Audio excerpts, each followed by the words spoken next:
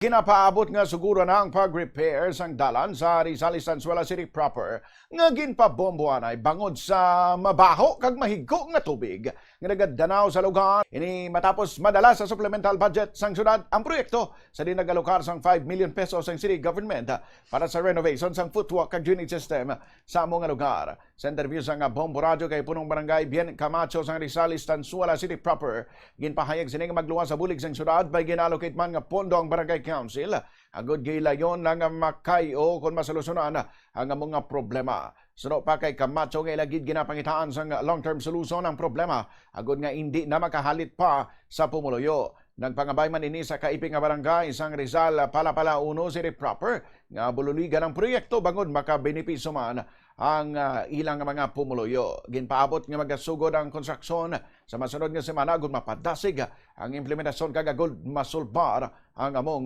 problema. Then eventually, gindesisyonan din sa barangay council nga i-include na din for 2026 nga priority project under the barangay funds. So, we're looking forward nga matapos sila pag nagapangayo man kami bisang pabor sa LGU nga kung pwede tani nga insigida ma-prioritize nga muna programa.